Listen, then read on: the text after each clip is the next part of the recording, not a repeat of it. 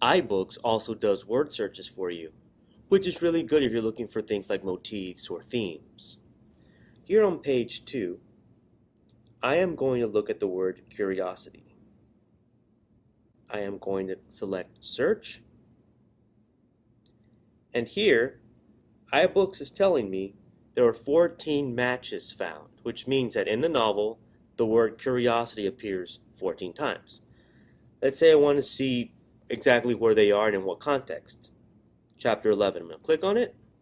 It takes me to chapter 11, highlights the word, and I can see the word used in context. Once I'm done, I can just select back to page 10 here on the bottom.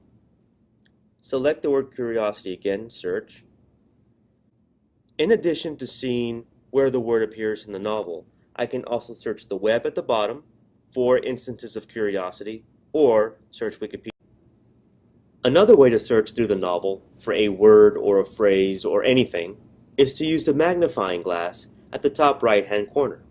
You click on it, you can type in any word or page number you want. Let's say you want to look up the word monster. Search.